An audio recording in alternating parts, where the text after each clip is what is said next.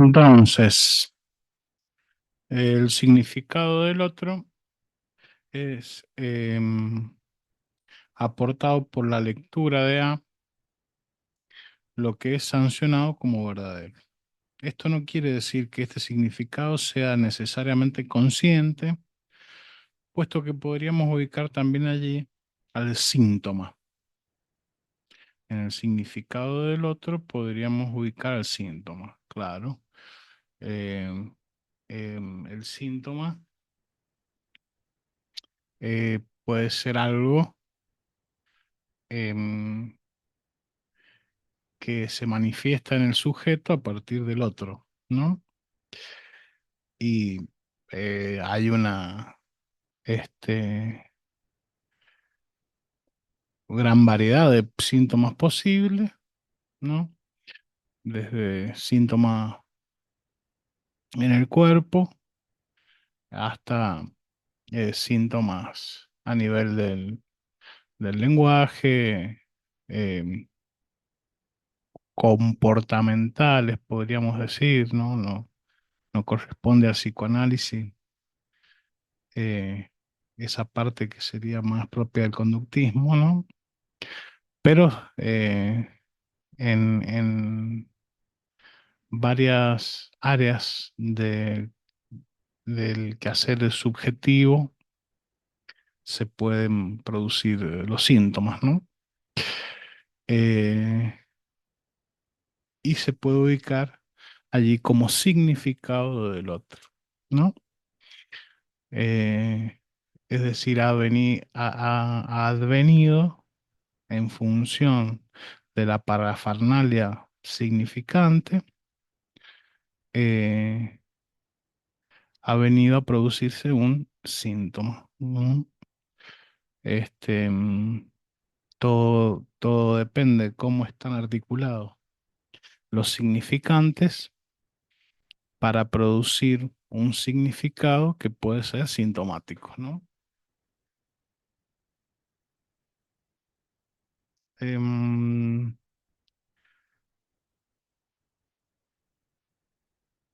ahora bien, el significante de una falta en el otro, de aquí ven que está S mayúscula como significante y entre paréntesis D se lee A barrado, está tachado la A, significante de una falta en el otro. Indica que lo que no puede producirse como significado, lo que no puede producirse como significado es efecto de que falta un significante en el otro.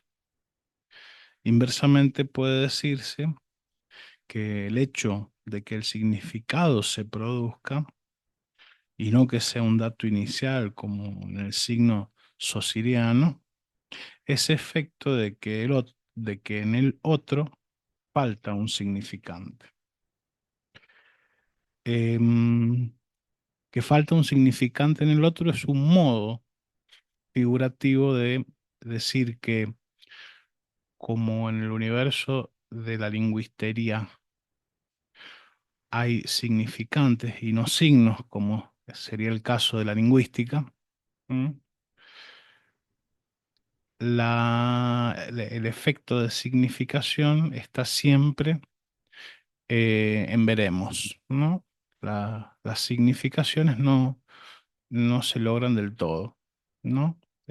Atravesar la barra del algoritmo em, es un imposible, digamos, ¿no? Eh, en el caso de metonimia y metáfora, em, que ya vimos acá, en la metáfora había un atravesamiento de la barra y por eso un plus de sentido, em, que lo habíamos ejemplificado con el chiste y el familionar. Y en el caso de la metonimia había solo una relación de contigüidad de un significante con otro. Eh, por ejemplo, ternura y ternera, que em, se diferencian en un solo fonema, ¿no? Em, a ver, entonces, em, que haya una falta en el otro, que haya el significante de una falta en el otro, indica que en el otro siempre falta un significante. Es decir, que no puede eh, em, absorber toda la demanda del sujeto, ¿no? Sería otra forma de decirlo, ¿no? Inversamente puede decirse que el hecho de que el significado se produzca y no que sea un dato inicial, como en el signo sociriano, claro, en el signo de Saussure, el significado era un dato inicial. ¿Por qué? Porque había un significante y un significado asociados de manera biunívoca, ¿no? Pero aquí se tiene que producir el significado o el síntoma, ¿no? Cualquier manera que se diga, está bien, ¿no? Porque en el lugar del significado del otro, también podemos ubicar el síntoma, ¿no? El hecho de que se tenga que producir ese significado, eh, también ese efecto de que en el otro falta un significante, ¿no? Se tiene que producir por efecto. Aquí va a tener va a jugar un papel muy importante el fantasma, la imagen, todos elementos que van a aportar una estabilidad al sujeto, ¿no? Em, Tratemos de ver un poco ahora por qué las líneas continuas y discontinuas se superponen en los dos pisos. Ujú. Línea continua, esta de aquí, línea discontinua, esta de aquí. A esto le llama superposición, ¿no? Es decir, que lo que aquí figura como continuo, aquí figura como discontinuo, ¿no? Partamos de delta, ¿no? El sujeto mítico de la necesidad. Hemos dicho que es el punto del sujeto mítico, pero también que en verdad cuando el sujeto se dirige al otro ya la necesidad está quebrada por efecto del significante. Entonces la línea delta A mayúscula tiene que ser una línea discreta de significantes, ¿no?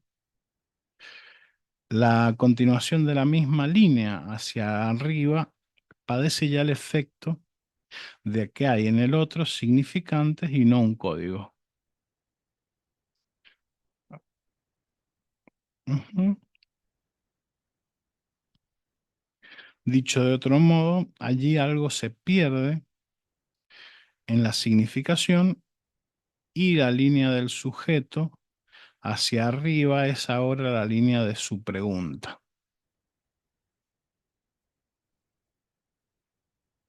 La pregunta del sujeto es la única subjetividad en cuestión en este momento. Y su pregunta podemos imaginarla como ¿qué soy? ¿Qué soy para el otro? ¿Qué quiere de mí? ¿O qué me quiere? Esta pregunta llega en el grafo hasta el significante de una falta en el otro.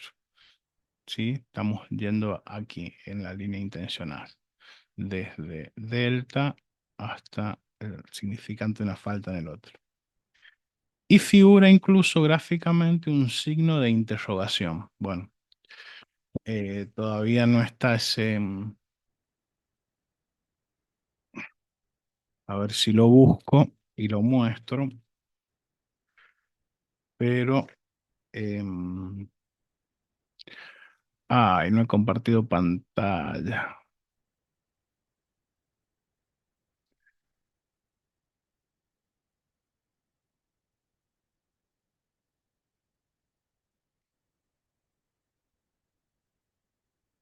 Ay, ay, ay, ay, ay, ay. Bueno, va a quedar así porque em, creo que lo he dicho lo suficientemente detallado como para que se ubiquen en el gráfico. A ver si la pregunta ¿qué soy para el otro? Lo podemos ubicar acá. Vamos a poner el grafo del deseo y vamos a poner imágenes y vamos a buscar el de la pregunta. Ojalá esté, ojalá esté, parece ser esta. Em, claro. Bueno, acá llega hasta el fantasma. Entiendo por qué llega hasta el fantasma, pero antes está el significado de una falta en el otro y acá está la pulsión. Nos aparece aquí, pero bueno, llega hasta el fantasma porque es el lugar en donde el sujeto eh, logra una estabilización, ¿no? A partir de identificaciones, em, identidades, imágenes, em, la articulación real, simbólico, imaginario, que le van a otorgar una cierta estabilidad como para que la pregunta ¿qué soy para el otro? No siga insistiendo de manera loca, ¿no? Produciendo distintos significados. En general, un sujeto neurótico eh, tiene eh, alguna respuesta a esta pregunta y transita su vida sin, sin mayor dificultad que las dificultades propias de la vida, digamos, pero no a nivel psíquico, ¿no? Este, en el caso de el, otras estructuras, como la de la no extracción del objeto A, la estructura de la holofrase, la clínica de la holofrase, eh, estos significados se multiplican, infinitizan. Y eso trae toda una serie de problemas porque desaparecen los límites, em, trayendo consigo una dificultades importantes en la vida de la persona, ¿no? Em, bien, entonces, la pregunta del sujeto es la única subjetividad en cuestión en este momento. Y su pregunta podemos imaginarlo como qué soy para el otro, el que boa que figura acá, eh, en castellano se pueden decir de todas estas maneras, ¿no? Que soy para el otro, que quiere de mí, que me quiere. Esta pregunta llega en el grafo hasta el significante de una falta en el otro. Esta pregunta llega en el grafo hasta el significante de una falta en el otro, ¿no? En realidad, en este otro llega hasta el tema del fantasma. Si ven ustedes ahí, este es el fantasma, ¿no? Em, y figura incluso gráficamente un signo de interrogación y figura incluso un signo de interrogación, ¿no? Em, Agreguemos que Lacan dice que esta pregunta es consciente. La continuación de la línea hacia abajo, la continuación de la línea hacia abajo, luego de la confrontación de la pregunta con el significante de una falta en el otro, es nuevamente discreta, ¿no? Es decir, en líneas punteadas. Es que el sujeto se ha encontrado con que en el otro no hay una respuesta, porque falta un significante para que esa respuesta se produzca. No puede absorber toda la demanda, ¿no? El otro. No hay un significante que diga incluso qué es lo que el otro desea del sujeto. El significante de una falta en el otro puede leerse también de ese modo. No hay un significante que diga em, qué es lo que el sujeto, lo que el otro desea en el sujeto, ¿no?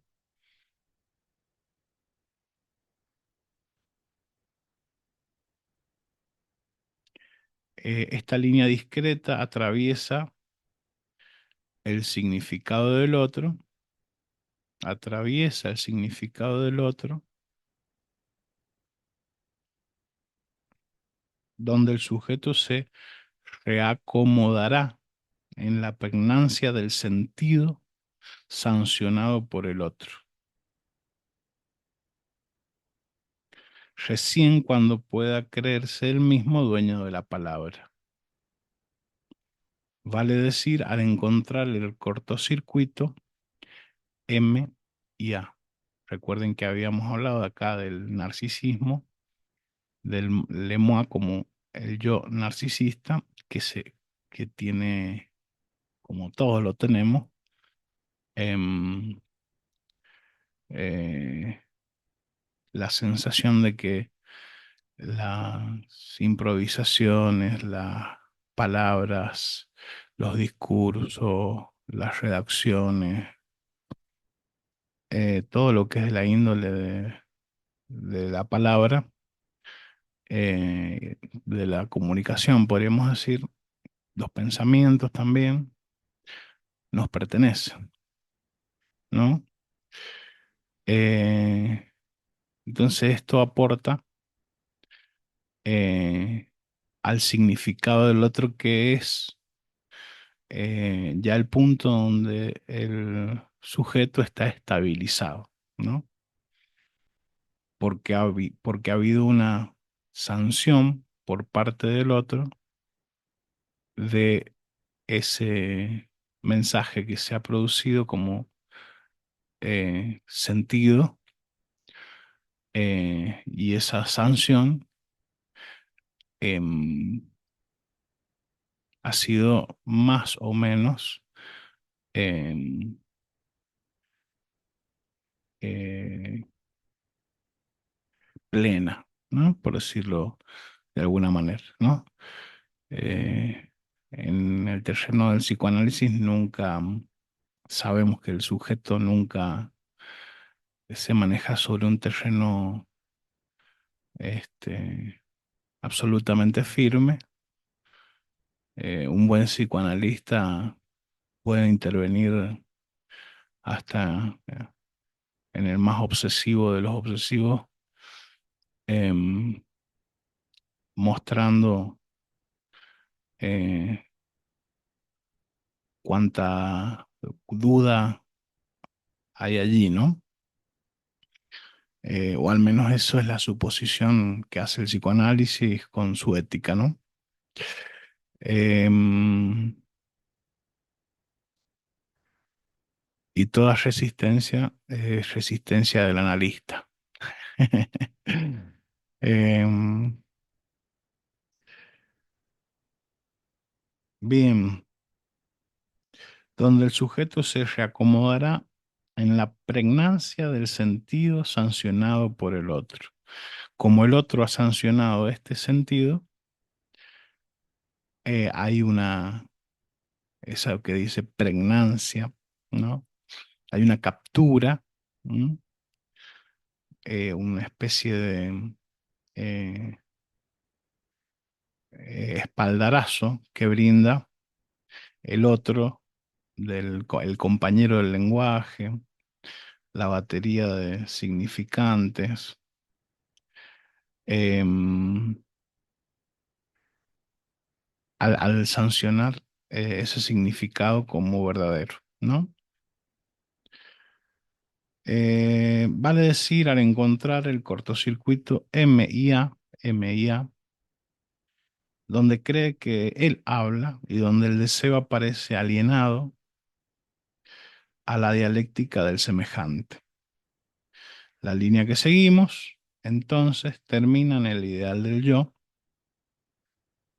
I mayúscula, que ha permitido al sujeto acomodarse imaginariamente. Bueno, eh, aquí decíamos en capítulos anteriores que en otras lecturas figura ideal del otro y entre paréntesis A mayúscula.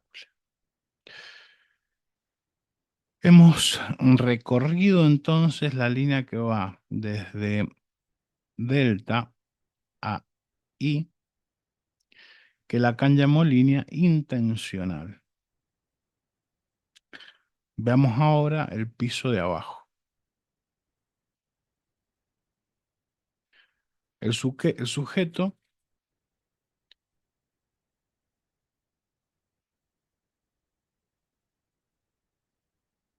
recorre de delta a sin saber que su necesidad está quebrada por el significante en su demanda.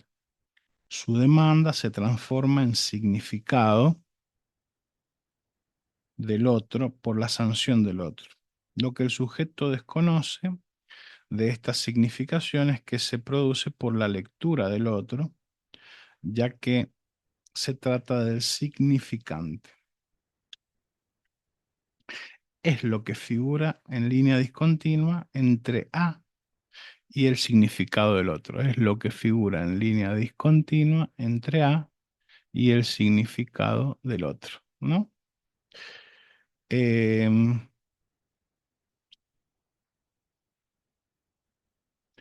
este desconocimiento, ¿m?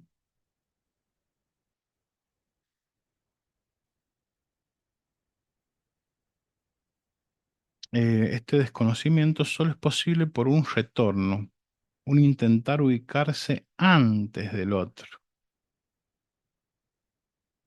para creerse dueño de su mensaje y su significación.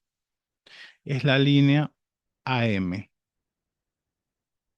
Claro, el yo narcisista trata de ubicarse antes del otro para creerse el dueño de sus propios pensamientos, de su propio mensaje, ¿no?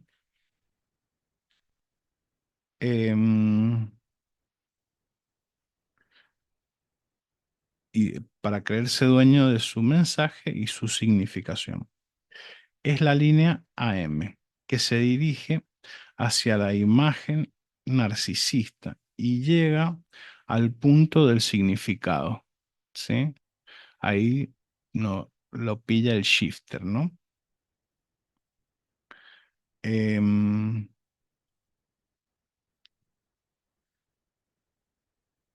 que se dirige hacia la imagen narcisista y llega al punto donde el significado se ha producido. La línea significado del otro, otro, que es continua, ya que los semantemas que allí circulan son reconocidos por el hablante, aunque desconozca que su mensaje se ha originado en el otro. Bien, eso contribuye eh, a creer que es el dueño del mensaje y del significado, ¿no? El yo. Recordemos que el yo es una partecita, digamos, de eh, lo que sería el sujeto, ¿no? Em, en el piso superior encontramos todo lo que simultáneamente ocurre. La pregunta del sujeto lo lleva al encuentro con la respuesta imposible del otro. La pregunta del sujeto lo lleva a la respuesta imposible del otro porque falta un significante, ¿no? Respuesta que es en verdad una respuesta anticipada. Es como si el otro le preguntara, ¿qué me quieres? ¿O qué quieres? Es el capricho del deseo del otro.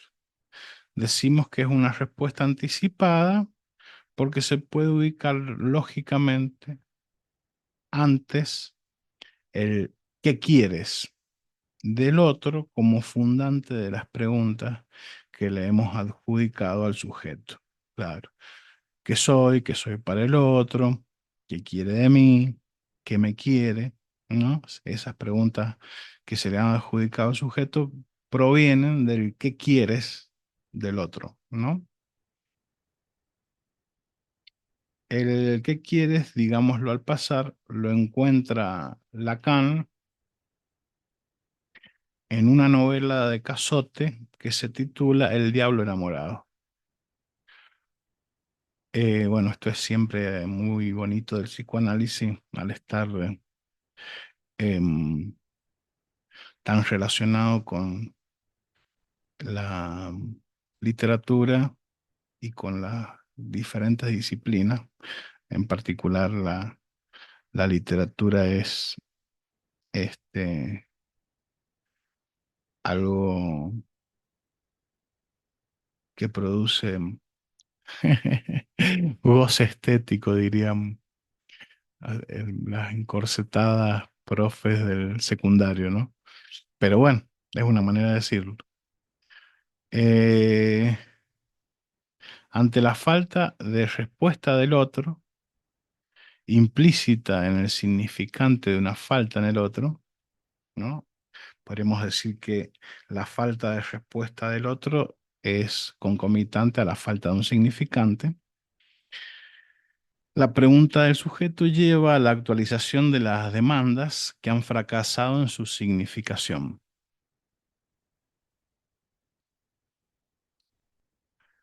Em, tenemos entonces la línea que va de significante de una falta en el otro a la pulsión, sujeto articulado a la demanda, ¿no? Como la línea de las insistencias significantes, como la línea de la insistencia significante que es ocultada en el piso inferior por la línea significado del otro, otro, ¿no? Esta ocultación viene a raíz de esto, de el posicionamiento del yo antes del otro para tomar em, el mensaje como propio, para producir la ficción del mensaje como propio sin reconocer que está producido a partir del otro, ¿no? Las determinaciones inconscientes, ¿no? Em,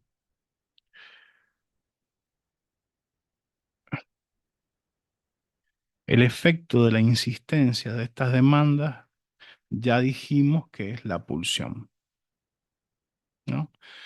Las demandas inconscientes que no, que fallan en su significación, em, eh, producen la pulsión y, eh, y eso está relacionado directamente con eh, la máquina significante, ¿no? Que el significante turba a los cuerpos, dice Lacan, eh, y Yo diría pulsiona a los cuerpos, ¿no?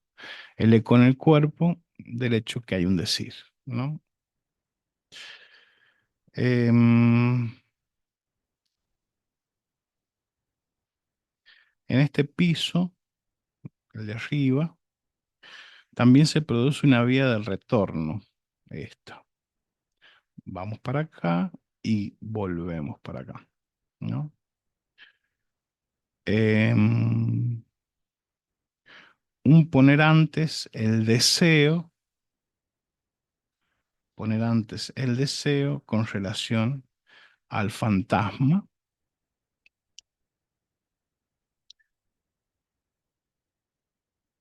ante la falta de respuesta. Es la línea quebrada que va desde la pulsión al deseo,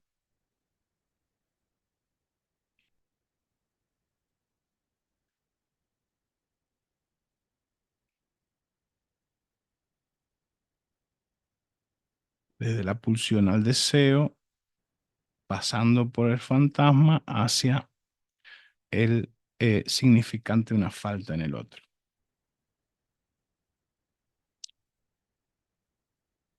Entonces, en este piso también se produce una vía de retorno, un poner antes el deseo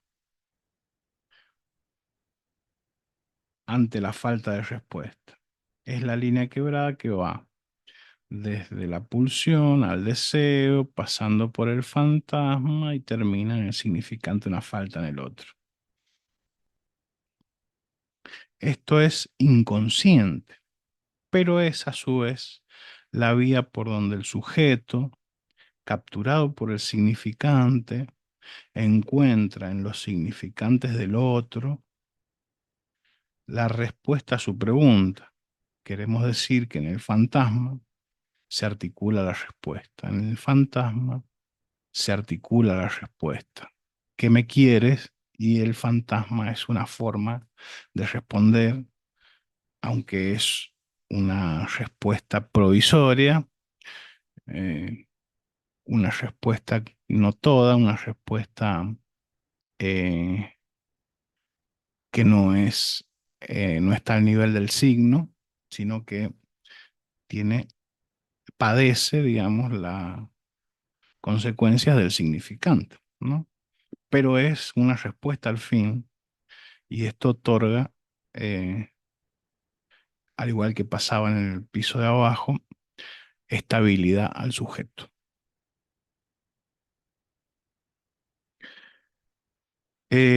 Acerca de lo que el otro desea del sujeto. Queremos decir que en el fantasma se articula la respuesta acerca de lo que el otro desea en el sujeto, ¿no? Entonces el fantasma es una construcción, una ficción que se ha producido por los avatares em, de la vida, de esa constitución subjetiva, ¿no? Eh, es una respuesta a la pregunta, o bien, ¿qué quieres del otro? O bien, ¿qué soy para el otro? Por ejemplo, ¿no?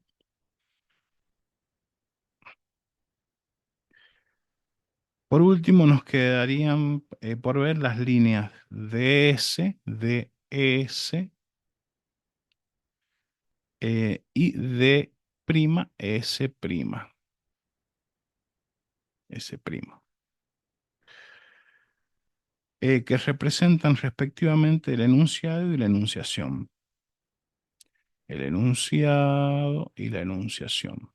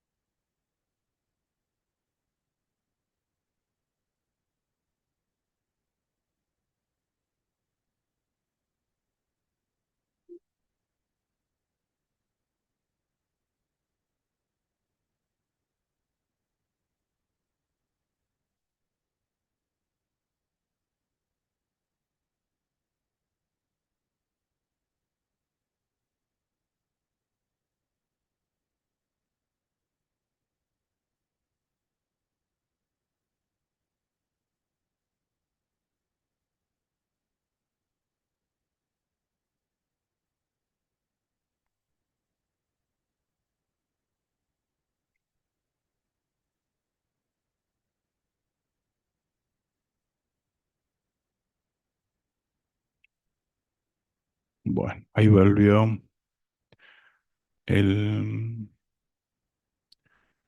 video.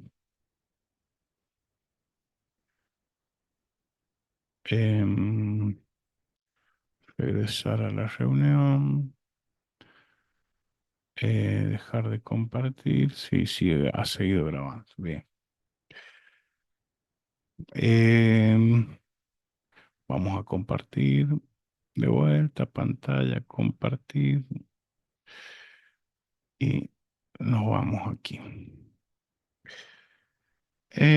O sea que la línea transversal superior es la de la enunciación y la inferior la del enunciado. Pensemos en que estas dos funciones, basándonos en el texto de Jacobson, que ya trabajamos en relación con el shifter, se trata de los conmutadores, las categorías verbales y el verbo ruso. Para entrar rápidamente en tema, digamos que el propósito de Jacobson es clasificar las categorías verbales en dos grandes grupos.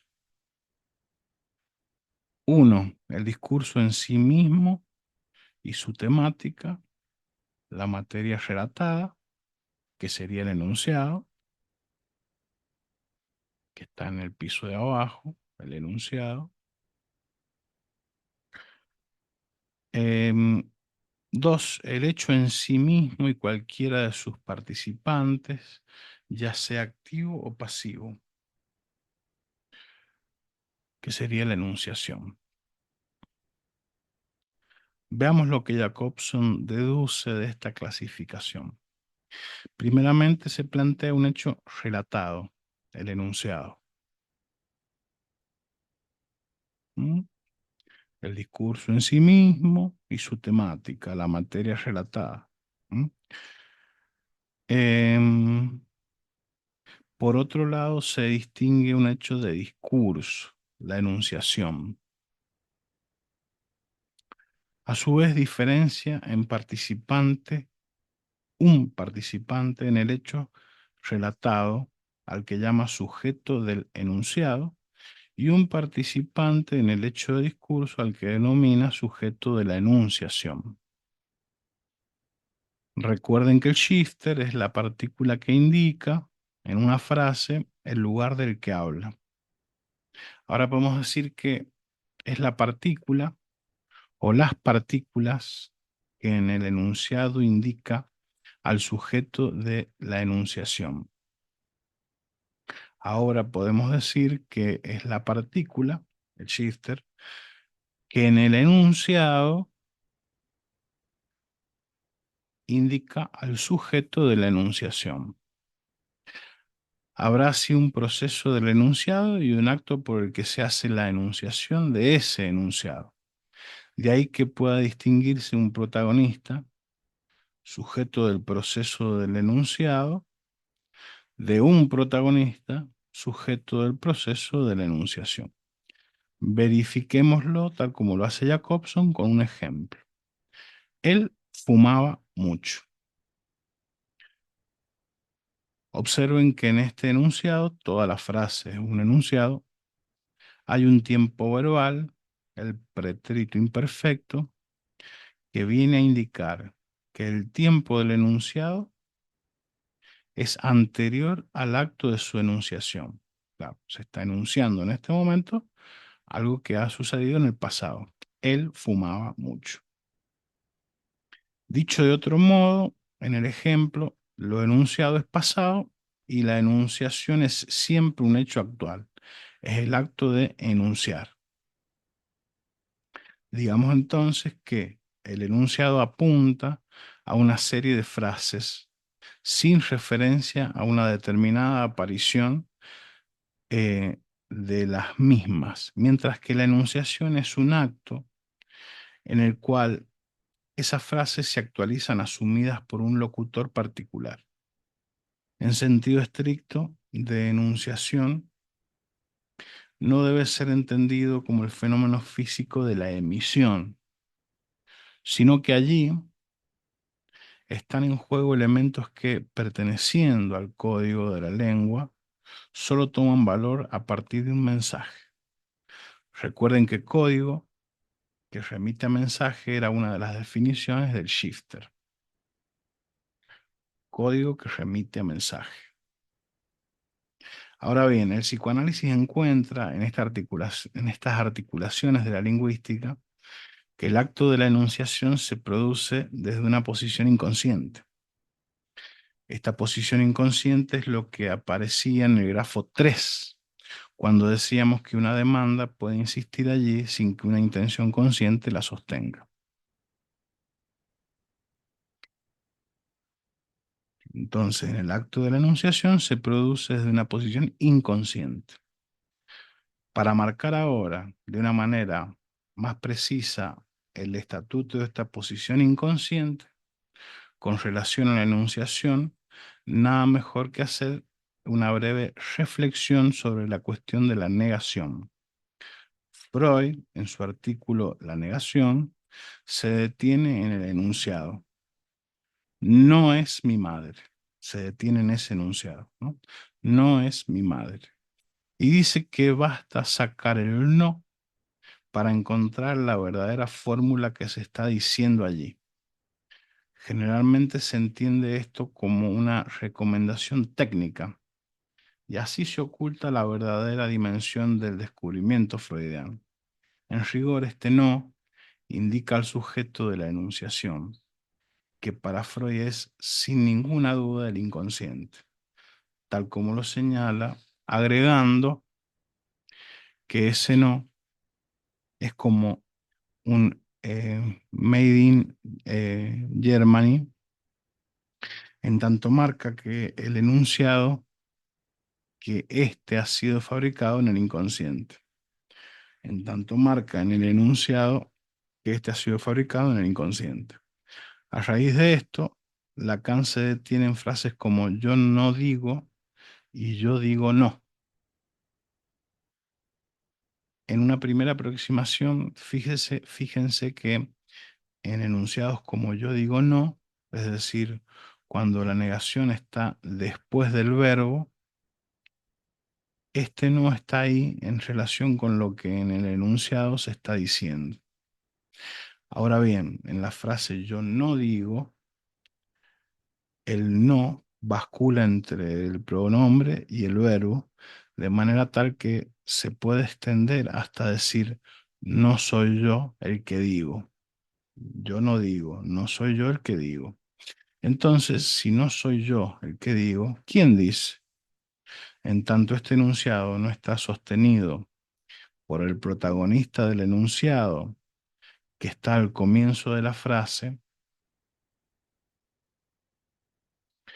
sucede que puede ser pensado como dichos de otro lugar, a saber el inconsciente. Entonces el shifter que indica, pero no significa al que habla, es precisamente ese no. Así el no es la marca que vincula la negación con la enunciación. El no, dice Lacan, migra del sujeto de la enunciación al sujeto del enunciado. Volviendo entonces al grafo 4, a la cuestión de la enunciación y del enunciado, digamos que la línea superior es el de la enunciación, la línea superior es el de la enunciación,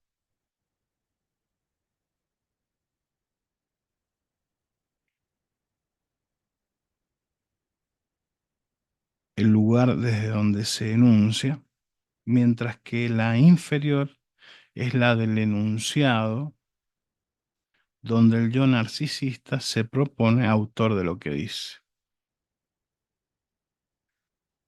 Entonces, esta está determinada por esta, ¿no? Pero el yo no lo sabe. Em, la enunciación entonces es el discurso del otro. La enunciación es el discurso del otro. Mientras que el enunciado es el discurso ilusorio para el otro, a quien aparentemente le está dirigido. La enunciación es el decir que nunca queda en el dicho, en tanto algo siempre escapa a la sanción que es el significado del otro. Colorín colorado, este capítulo ha terminado.